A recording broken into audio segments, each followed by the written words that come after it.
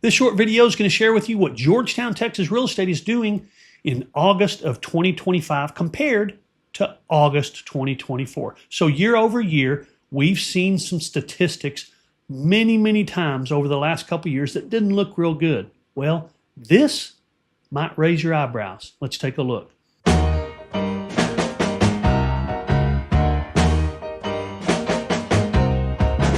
So the first stat doesn't look that different than the past stats.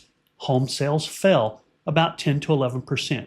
But August is never really a banner month in real estate anyway, and a 10 to 11% drop from August of 24 is not a big concern. The reason it's not is because of the stats I'm about to show you.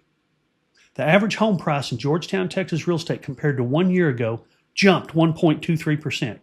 Okay, that's not really a jump, but it's not red, and it's not a downward trend.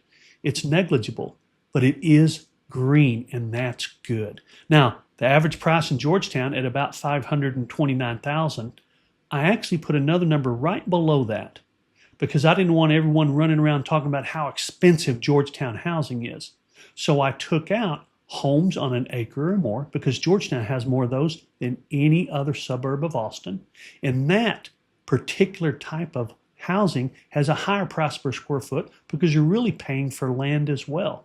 I also took out plus 55 communities, which Georgetown has more of than any other community around Central Texas because those are smaller homes overall and the price per square foot is higher. So trying to compare apples to apples, the subdivision home, the average subdivision home in Georgetown, Texas is about $475,000. So use that for your comparisons. And we're actually going to do some comparisons for you in another video.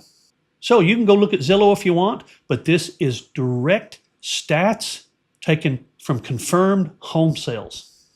Here's another one in the green. Now it's fairly negligible, yes, but 78 days on the market is an improvement from a year ago. So that's 2 out of 3 improvements so far.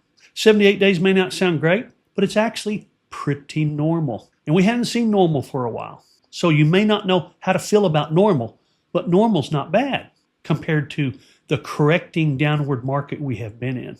Now here's a great one. Buyers are paying closer to asking. As a matter of fact, 0.78%. Now you might think, well, that's less than a percent. That's no big deal. But here's the deal. $4,100 and some change is how much the average Georgetown home seller put in their pocket at closing extra just because buyers are paying 0.78% closer to asking. Am I saying there aren't going to be more lowball offers? No, there's always those kind of buyers. But I think we're seeing more house hunters than bargain hunters based on this particular statistic. And here's another really good one. August of 25 compared to August of 24, price reductions, no change. So that means homes were priced well enough that those buyers came and bought them closer to asking price.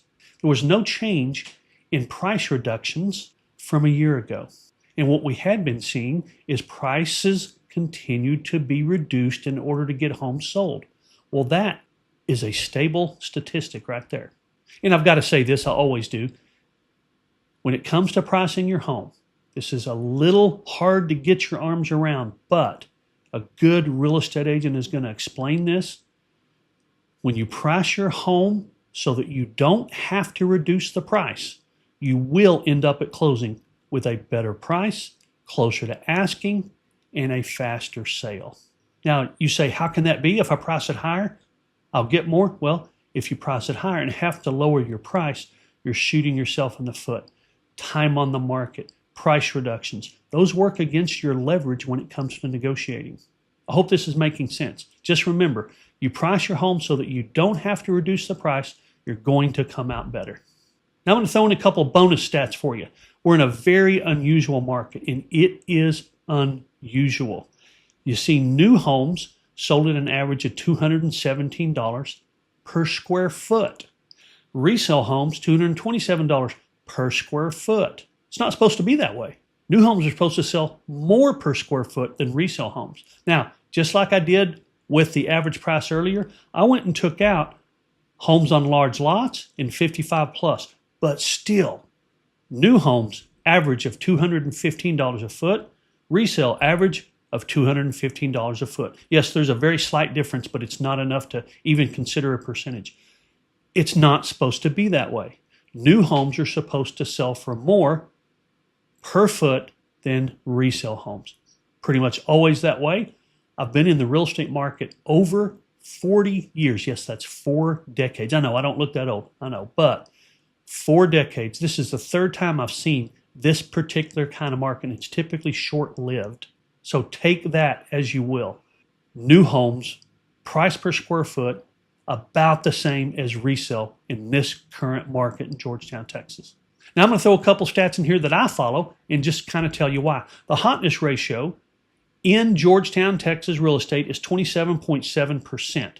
Now I like to see that at 40 and above. This shows a little bit of a weak market, but that's okay because the stats show that we're stabilizing, that we're becoming normal. And again, I know we're not used to normal, but I think I said this on another video. It's not too hot, it's not too cold. It's a Goldilocks market. Goldilocks would love it because it's just right.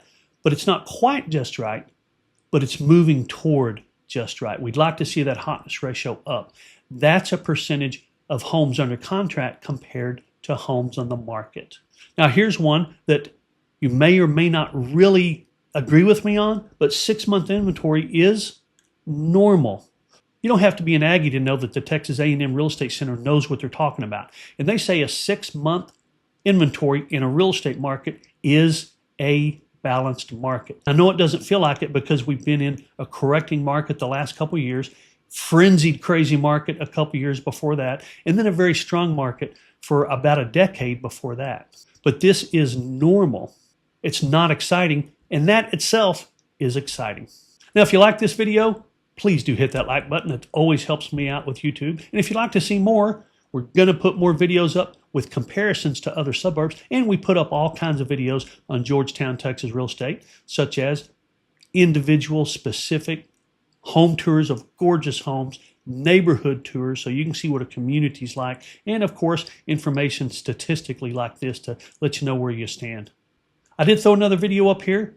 This one is about a very powerful, very effective home selling secret that you're probably not going to hear from anyone else, but this video will explain it. Hope you get a chance to watch that. Remember to hit that like button and let me know if we can help in any way. Remember, it's your choice, so make it a powerful day.